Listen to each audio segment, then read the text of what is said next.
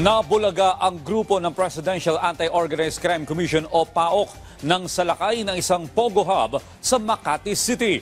Yan ang ulat ni Isaiah Mirafuentes. Walang naabutan kahit ni isang empleyado ang Presidential Anti-Organized Crime Commission, CIDG at DOJ nang salakayin nilang isang high-rise building sa Makati City. Ito'y matapos may magtimbre sa otoridad na may Pogo operation sa gusali.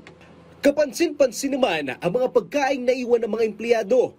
Fresh pa ito at ang inumin ay malamig pa. Sinyales na ilang minuto pa lang ang nakalilipas nang makatakas ang mga Pogo worker. Sa paglilibot namin sa Pogo Hub, namataan namin ang isang airsoft gun sa isang lamesa. Mayroon ding kumpol ng pera sa tabi nito.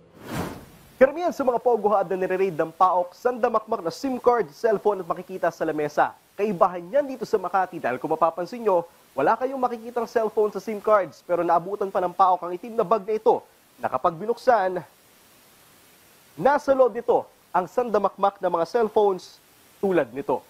May mga cellphones rin sa ilang lagayan pero tila bawas na ito. Senyales na posibleng tinangkay itong iposlit ng mga Pogo worker para walang makitang ebidensya. Ang lahat ng computer ay nakapatay na. Namataan din namin ang ilang mga script na ginagamit ng mga empleyado sa panggugoyo.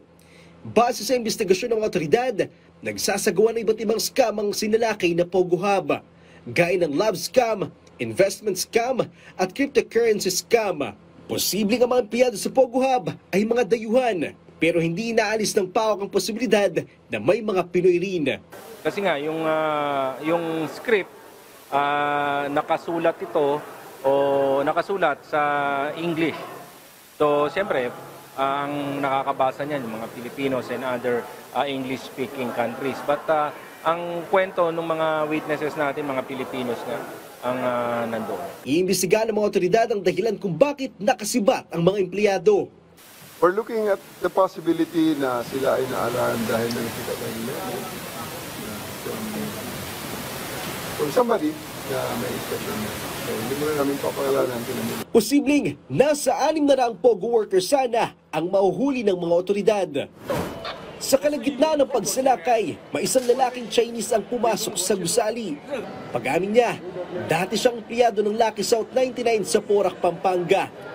Napadaan lang siya sa lugar, pero nang makita niyang may mga pulis, ay pinili niyang sumuko. Sumuko na siya at gusto niya ipa-deport na raw siya sa China. We will check yung mga documents niya, no, kung siya ay talagang biktima ng trafficking and kung siya ay pumasok ng may dokumento dito sa atin.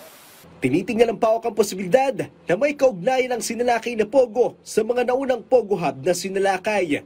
Ayon sa PAOK, masasabi pa rin na matagumpay ang operasyon dahil sinapasara ang isang Pogo Hub. Isaiah Mirafuentes para sa Pambansang TV sa Bagong Pilipinas.